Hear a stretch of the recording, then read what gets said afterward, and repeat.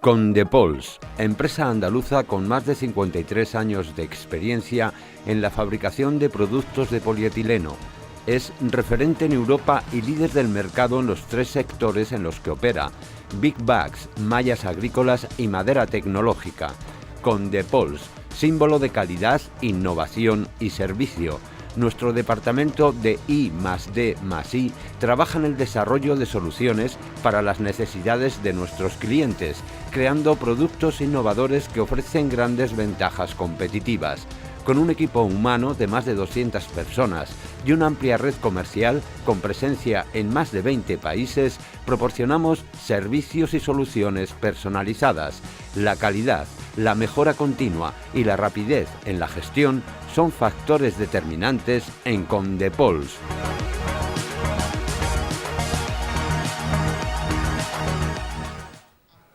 Bienvenidos, señores. Comenzamos. Es actualidad, mucha información candente, además de última hora, mucha actualidad en el día de grabación del programa que vamos a intentar recoger. Y lo hacemos con este equipo extraordinario. Vicente Montañez, bienvenido. ¿Cómo estás? Muy bien, muchas gracias. Magistrado José María Marín, un honor de nuevo. Repetir. Bienvenido. Muchas gracias. Jesús Fuentes Lázaro, un privilegio también, bienvenido. Buenas tardes. Pablo Corrales, compi. Encantado. Señores, gracias por acompañarnos, no robo ni un solo minuto para comenzar con el que sin duda es tema de actualidad, de interés, de ocupación, casi que obligatorio. Hay quienes decían y algunos medios aseguraban que el fenómeno Puigdemont se iba a diluir, que pronto casi que nos olvidaríamos y al menos tendríamos esa figura en un segundo plano. No sé, compañeros, si creéis que es así. Luego entraremos en la actualidad de Cataluña, que pasa más por las pesquisas ya policiales en cuanto a la investigación de uno de los delitos imputados, pero en cuanto a las elocuencias e ingenios de Puigdemont, casi que ya, salvo con humor, poco se aborda, ¿no? ¿Qué pensáis? Bueno, es que él trata de mantenerse, lógicamente, como foco de actualidad, porque si no, efectivamente, su posición es insostenible y se tiene que diluir. Lo lamentable es que todavía estemos dando vueltas a esta situación, ¿no? y que lo que diga sea noticia, ¿no? A mí eso es lo que me preocupa, porque no es lo que él dice, sino lo que recogen lo que él dice. Faltan noticias en el mundo, no hay espacio en los medios de comunicación para llenar con temas mucho más interesantes, mucho más de actualidad. Yo creo que este es el problema. De todas las formas, llevamos ya mucho tiempo sabiendo que en Cataluña esto es un tema que va para largo, que hay que armarse de paciencia, y que veremos si algún día tiene un final, porque no parece que esto tenga un final así de manera inmediata, un final razonable, quiero decir. Temas hay, lo que parece que también hay es una fuente inagotable de esos despropósitos, Vicente, y es que él permanece, como sabemos, en Bélgica y persiste en buscar la forma para optar a esa presidencia. ¿No está descartado ya? Bueno, sí, realmente está descartado porque lo sabemos todos menos él. Lo sabe, efectivamente, lo sabemos todo menos él. De cualquier modo, es que tampoco tiene ninguna otra opción o ninguna otra alternativa. Es decir, el señor Puigdemont, en el momento en el que deje de salir con sus ingenios y con sus cosas, estará ya totalmente liquidado y pasará a la historia, y creo que no muy bien parado. Y luego vendrá la segunda parte, es decir, o permanece en el exilio eternamente, o algún día pues acabará siendo puesto a disposición judicial, que es donde debe de estar, ¿no? Parece incluso, perdón, Vicente, que se habla de la posibilidad de una detención allí mismo en Bélgica. Sí, efectivamente, se está barajando esto, incluso en Suiza creo que ya se habían hecho algún tipo de diligencias también porque tiene previsto ir allí, vamos a reunirse con la Ana Gabriel y todos sus secuaces, ¿no? Pero a mí sí que hay una parte de todo este tema que me preocupa, y es que cuanto más tiempo esté este señor dando vueltas a la perdiz, más dramática es la situación de Cataluña, porque en Cataluña sí que lo que estamos viendo es un parón. Es decir, siguen saliendo a fecha de hoy empresas de Cataluña, sigue sin tener dándose una visibilidad clara de qué es lo que va a pasar, y en estas cosas el tiempo sí que cuenta, y cuenta desgraciadamente hacia donde no debe de contar. Y esta es la parte en definitiva más preocupante, porque insisto, al final estos señores pasarán a disposición judicial, la justicia actuará, se tomarán las medidas oportunas, y la vida tiene que seguir, ¿no? Y esto es la parte que veo un poco más complicada. Desde el punto de vista más jurídico, ¿en base a qué ahora sí se contempla esa detención en Bélgica? Porque hasta ahora era el escollo que había que superar, el obstáculo que no podíamos afrontar. Tanto Pablo como magistrado seguro que nos puede explicar por qué ahora se le puede detener en Bélgica. No, lo que sé, la última noticia no es Bélgica, es Suiza. En que Suiza. Habla de que ya hay alguna persona en Berna, y hablan de que ellos también, otros 2 o 3 querrían ir, y entonces el fiscal general del Estado está estudiando si en Suiza sí se le podría pedir la extradición o una orden de detención. Pero ¿se espera que el propio Puigdemont vaya a Suiza? Sabemos que Ana Gabriel está, que a lo mejor algunos acólitos también viajan, pero el propio expresidente estará. Que va a ir. Pues sería muy torpe, ¿verdad? Si cabe la posibilidad de una detención en Suiza. Sí, aquí yo creo que hay una voluntad de mantenerse en Candelero, porque en cuanto deje de estar en Candelero y dejemos de preocuparnos de él, pues se ha terminado Puigdemont. Puigdemont es un señor que, con arreglo a la ley, pues no tiene nada que hacer. No tiene absolutamente nada que hacer. Si acaso tiene que padecer el que se le aplique la ley, si llega un momento en que se le puede aplicar. Y ni más ni menos. Esto es mi opinión. Bueno, yo, evidentemente, en cuanto a Puigdemont, yo creo que Puigdemont, políticamente hablando, está amortizado desde el mismo momento que puso un pie en Bruselas con una orden de búsqueda y captura en su momento, ¿no? y huyendo de la justicia. Desde ese punto de vista político está amortizado. Evidentemente coincido con Jesús, con Vicente y con José María en que él necesita ser foco de atención, necesita llamar la atención de los medios. Lo está consiguiendo, evidentemente, de sus medios afines en Cataluña y de los medios más radicales a nivel europeo, que le siguen manteniendo y siguiendo el son, pero evidentemente lo único que hace son inventos. Ahora ha anunciado una visita a Suiza. Evidentemente yo estoy en la convicción de que Puigdemont estará amortizado políticamente, pero de tonto no tiene un pelo. Entonces, si lo ha anunciado es porque ya previamente su equipo jurídico, su equipo de asesores habrán visto que la aplicación de esa euroorden en Suiza también le reportará lo mismo de cuando él fue a Copenhague a dar aquella conferencia, ¿no? Yo entiendo que la situación jurídica de Puigdemont es insostenible desde el punto de vista lógico y desde el punto de vista interno de España, pero desde el punto de vista internacional yo creo que los medios serios cada vez tenemos la revista, por ejemplo, la revista satírica Charlie Hebdo, que ya lleva alguna portada con respecto al señor Puigdemont, haciéndole ya mofas y estando aplastado por un tractor llamado Tabarnia y cosas de estas, ¿no?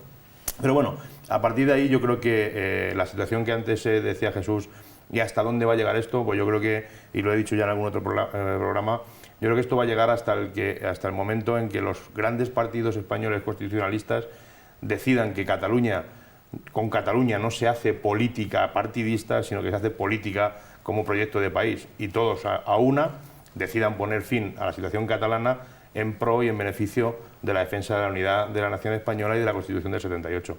Una vez que eso llegue, pues evidentemente el problema catalán se habrá diluido mucho y ya no digamos el de Puigdemont, se habrá pasado a la historia. ¿Y qué va a pasar con la otra cara de la moneda, Jordi, que permanece en prisión y según el juez además hay razones para que todavía esté una temporadita?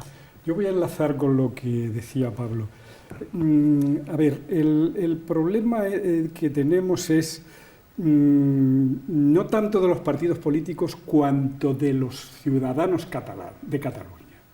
Es decir, no sé si no sería bueno que hubiera unas elecciones de nuevo para ver si se sigue manteniendo esa especie de apoyo a este nacionalismo que está bloqueando lógicamente a Cataluña. Porque aparentemente tienen respaldo ciudadano, tienen respaldo cívico, pero eso sabemos que se está deteriorando, pero no podemos cuantificarlo y no podemos medirlo. Entonces, yo creo que sería bueno comprobar cómo sigue la tónica ciudadana, que no lo sé. Pero ya mismo, Jesús, sería conveniente dejar un poquito de tiempo, porque tenemos unas elecciones muy recientes. Porque yo creo que ellos están jugando, una parte está jugando a eso y la otra está jugando al hastío. Al hastío suyo, al hastío del ciudadano, al hastío del resto de Pero eso se les España. vuelve, es decir, el tiempo correría a favor de los constitucionalistas. Claro, pero cuando al final al ciudadano se le sumerge en el hastío, en una especie de náusea, lo que hay es una reacción antipolítica y en consecuencia unas reacciones que no sabemos cómo pueden salir. Entonces, yo creo que también lo que ellos están buscando es eso, es decir, que todo el mundo esté harto y diga, bueno, haced lo que os dé la gana y nosotros vamos a nuestra vida. Un poco parecido es en Italia, ha pasado en Italia, es decir, tenemos ahí el paradigma de Italia que lleva sin partidos políticos estructurales que organicen el país con un cierto sentido, y el país va por otro lado y le digo, bueno, os dejo ahí y votamos de lo que nos parece, ¿no? Yo creo que este es un poco el juego que se está repitiendo en Cataluña. Por eso a mí me parece que sería bueno volver a intentar clarificarlo, aunque haya pasado poco tiempo. Tenemos una experiencia. Todo apuntaba que iríamos a unas nuevas elecciones. Sin embargo, yo no sé si fruto de la cordura o que queremos creer en el sentido común, y teniendo en cuenta la situación de Jordi Sánchez, que damos por hecho que va a permanecer en prisión, Puigdemont viajando por países, finalmente no se van a venir y presentarán un candidato que sea elegible, es decir... Hoy o hace relativamente ha suspendido el pleno que tenían señalado para el próximo lunes. ¿Una vez más? Una vez más, y lo ha suspendido ya sine die, es decir, ya no saben qué hacer. Y yo estoy convencido que lo que dice Jesús es absolutamente cierto, que estaría muy bien unas nuevas elecciones. Yo, a la vista del resultado catalán, de los pocos que se atrevió a advertir que esto pudiera terminar en una repetición electoral, fui yo hace ya como 3 meses, al 20 y tantos de diciembre, fueron en diciembre, ¿no? Pero yo creo que eso no se va a dar, y no se va a dar por una circunstancia esencial. A día de hoy tienen mayoría en el Parlamento el grupo independentista, con o sin Podemos, eso ya sería mucho más aplastante esa mayoría, y ellos lo que no se van a arriesgar es a perder esa posible mayoría, porque unas nuevas elecciones, posiblemente ante ese desgaste, ante ese hastío, ante ese bloqueo al que están sometiendo ellos mismos a sus propios conciudadanos, ante esa incapacidad política de gobernar una comunidad autónoma como Cataluña, porque los dirigentes no toman las decisiones supuestamente correctas para desbloquear esa situación, yo creo que hay mucha gente que se está dando cuenta de que por ese camino no se va a ningún lado nada más que al disparate. Entonces, ¿cómo van a ser ellos, que están subidos en el machito, los que convoquen unas nuevas elecciones, los que se arriesguen a convocar unas elecciones, los que ni siquiera sean capaces de poner en marcha el reloj que empezaría a contar con la celebración del pleno de investidura, que tendrían esos 2 meses para nombrar a ese candidato? Ellos no lo van a hacer. Lo están haciendo bien, pero lo están haciendo bien para sus intereses, evidentemente, pero ese hacerlo bien para sus intereses demuestra que no están seguros de que esa solución que tú apuntas les vaya a convenir. Ojalá lo hicieran. Yo creo que estoy contigo, que ese hartazgo les saldría caro en las urnas, pero... Yo lo que pasa es que tengo una visión... Vamos a ver. Tenemos que partir de la realidad de que la sociedad catalana está partida en dos, y además está partida en partes muy similares, ¿vale? Es verdad que el votante independentista tiene que tener una carga de frustración importantísima. A partir de ahí, yo creo que lo que están haciendo alargar esos plazos es precisamente el intentar consolidar ese sentimiento independentista basado ni más ni menos en mostrarse como mártires del sistema que les somete. Y entonces por eso ahora presentarán a uno. Ya sabían que la que planteaban como alternativa al señor Puigdemont no iba a salir y que el juez les iba a decir que verdes las han segado, como efectivamente así ha sido. Si esto ya lo sabían, es decir, vamos a ver, tampoco nos pensemos, antes lo comentabas tú, tontos no son.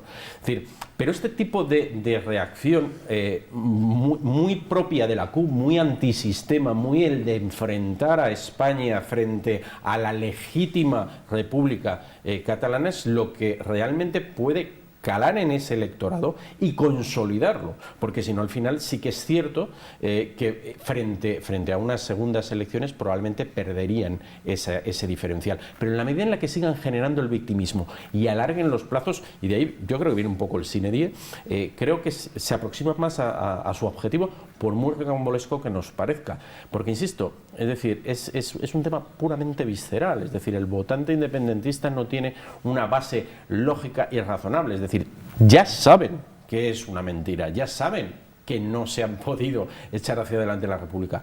A partir de ahí tienes que llamar otros elementos que sigan manteniendo esa estructura, ¿no? Yo creo que aquí claramente es el victimismo, es el sistema, no nos quiere dejar ir hacia adelante, los jueces están politizados, están dirigidos por el Partido Popular y en definitiva es un poco la dinámica en la que están, ¿no? José María. Sí, pero aquí hay una especie, diría yo, de abuso de derecho. Porque lo que no se puede hacer es un hecho jurídico, como es la presentación de un candidato, a partir del cual corre un plazo, decir, esto lo pospongo por tiempo indefinido. O sea, no voy a aplicar la ley porque como no voy a dar un comienzo de un plazo, pues tengo por delante... Y a eso están jugando desde el principio, y muy bien, por cierto, con los plazos. Claro.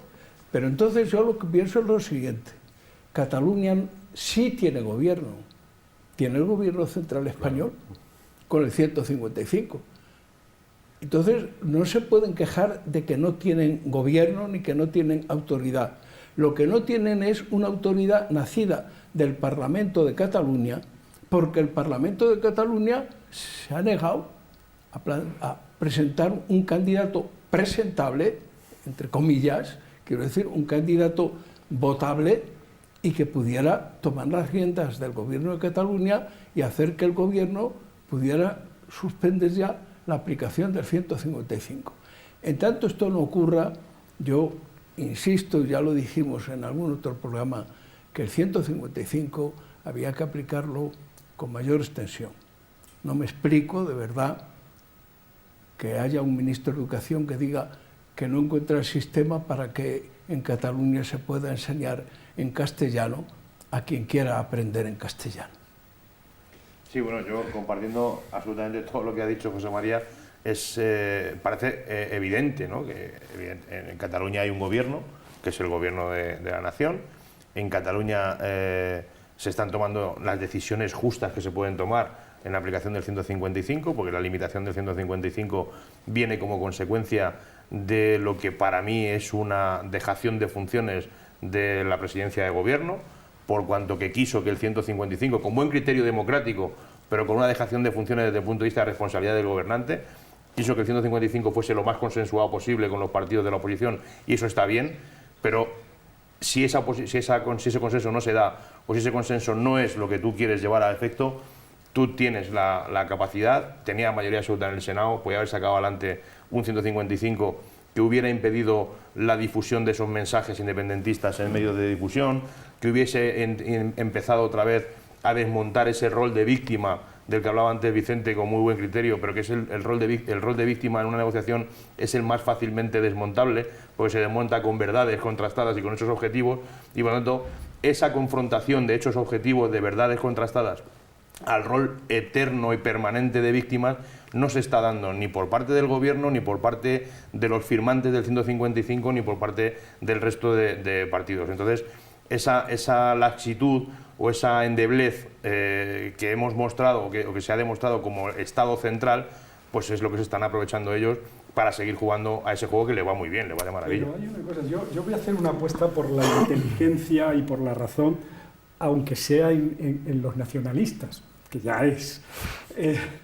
Yo creo que estarán viendo que su territorio no funciona adecuadamente. Cuando no funciona su territorio, no funcionamos los demás. En consecuencia, no funciona como debiera de funcionar la economía.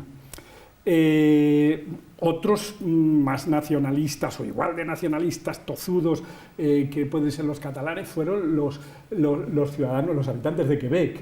Y llegó un momento en que comprobaron que su economía iba hacia atrás. y decidieron cambiar el planteamiento porque veían que no iban a ningún sitio. Bueno, yo creo que si eso ha ocurrido con nacionalistas muy furibundos como han sido los de Quebec o como han sido los de Escocia, se tienen que dar cuenta de que los países no pueden avanzar, ni los territorios, por muy nacionalista que se sea, pueden avanzar en una situación de parada absoluta. Entonces, por eso yo lo que decía es, bueno, veamos si se ha consolidado ese bloque o realmente ese bloque lo que está es diluyéndose ante la racionalidad que debe de tener la gente. Digo, por eso he hecho una perdonadme, apuesta. compañeros, hay otro aspecto sobre el que centrar el foco. Novedades al respecto. Saben ustedes que son 3 delitos los que se imputan: un delito de sedición, de rebeldía, de rebelión y de malversación de fondos públicos. Pues bien, parece que todas las investigaciones se están centrando en este último tipo legal. Hay investigaciones, como les digo, incluso en las sedes, en las instituciones oficiales, y se apunta a unas cantidades realmente importantes que presuntamente se habrían desviado para financiar el llamado Procés. Esa es la última hora. Ahora se están centrando en este tema. Compañeros, ¿hay viabilidad? Ha habido hasta ahora, ha sido una noticia reciente, la detención del que fuera mano derecha de Turull. Se ha procedido al entrado al registro, el registro en dependencias de la propia Generalitat de Cataluña, con la presencia de este señor detenido. Entonces se está buscando la manera de cómo, de llevar a efecto, entiendo yo, me corregirá el magistrado, una perfecta instrucción de la causa para que el día de mañana, esperemos que no tarde mucho y que no se eternice la instrucción de este procedimiento, que será larga sin duda porque tiene muchas, seguramente haya muchas piezas y muchas historias separadas, pero que la instrucción sea buena, que la instrucción sea eficiente, que no haya mucha causa ni ninguna rendija por donde... Porque se va a basar en eso, el final, evidentemente, sin duda. Evidentemente. Entonces, una buena instrucción yo creo que amerita toda esta serie de medidas que se están tomando, de registros y de detenciones de gente que ha podido colaborar. En este caso se hablaba, hasta donde yo sé, de algunos millones de euros de malversación de caudales públicos destinados única y exclusivamente a lo que era la difusión del referéndum o de la charlotada aquella de octubre, y era solamente la difusión en medios de comunicación afines y en otros a nivel catalán e incluso algunos a nivel nacional que se han llegado a ver en televisiones nacionales, y yo, pues evidentemente es sorprendente cómo esa difusión con medios y dineros públicos ha sido consentida por parte de la Administración del Estado. Es complicado de entender esto. Magistrado. Pues lo que pasa es que yo creo también, pienso, que el delito de malversación de caudales públicos suena más fácil para extraditar que otros que pueden pensarse que son opiniones políticas o decisiones políticas, como incluso la subversión del Estado. Pero sin embargo, cuando hay un señor que se ha apoderado de dinero para aplicarlo a lo que no estaba legalmente previsto que se aplicara, ante eso reaccionan todas las sociedades, todos los gobiernos y todos los jueces. Estoy absolutamente de acuerdo, pero yo no entendería que un juez o un Estado solicitara la extradición de un ciudadano propio, de un nacional de su Estado, el señor en este caso estamos hablando de Puigdemont, solo por uno de los 3 delitos que se le está persiguiendo. Por el mero hecho de que solamente se conceda la extradición por malversación de fondos públicos, es imposible que el Estado español o que el sistema judicial español juzgue a ese señor por otro delito distinto. Claro. Por lo tanto, tener a un señor que se está juzgando, aunque sea por malversación de caudales públicos, y solamente se le pueda juzgar por eso, estamos corriendo el riesgo de que, una vez cumplida la pena, que será menor, evidentemente, que no tiene nada que ver con las penas que se pudieran imponer por el delito de sedición y rebelión, ese señor quedará en libertad y no se le podrá juzgar por el delito de sedición y por el delito de rebelión. Y entonces eso generaría, no sé, yo creo que la sociedad española no vería con buenos ojos eso, que muy bien, no me he sabido explicar. No he dicho que se le extradite solo por la malversación. He dicho que unir la malversación, o que he querido decir que unir la malversación a los otros delitos suena más. No digo que se pida la extradición solo por eso, y que se le aplique simplemente una pena por malversación que deberíamos saber en qué consistía, ¿no? Sino hay que juzgarle por todo lo que su conducta quede dentro de tipos del Código Penal. Eso no hay duda ninguna. Pero añadir a esos delitos un poco políticos, de sedición o el de malversación de caudales públicos, creo que ayuda mucho a conseguir la extradición. Lo que pasa es que yo creo que... pero es una evidencia, claro que se ha producido una malversación de fondos. ¿A alguien le cabe alguna duda? Pero también en este aspecto habría que decir, lo que no podemos es echarle la culpa siempre a los mismos. Es decir, ahí ha habido una malversación de fondos públicos con el consentimiento del gobierno central. Porque evidentemente que de su bolsillo no han pagado los referéndums. Yo creo que eso no se lo cree nadie. A partir de ahí, es decir, es que el señor Montoro intervino en las cuentas. Lo podía haber hecho mucho antes y no lo quiso hacer. Con lo cual, vamos a ver, es decir, desde luego habrán unas personas que serán imputadas por ese delito, pero sí que ha habido una dejación de funciones por parte de Hacienda en la medida en la que ya se estaba viendo, pero no solamente esto, es decir, el tema de las embajadas, el tema de cómo se están financiando toda una serie de medios de comunicación en Cataluña con unos costes totalmente desorbitados, simplemente como aparato ideológico a causa o puesto a disposición de la causa independentista. Es decir, es que yo creo que aquí también se ha dejado esto muy de la mano de Dios y se debería de haber actuado en otras muchas líneas. Pero es más, es que incluso después de aplicar el 155 no se han tomado medidas de control real. No entiendo cómo no se ha procedido a auditar absolutamente todas las cuentas por parte de Hacienda. Compañeros, hacemos una pausa y en unos minutos volvemos.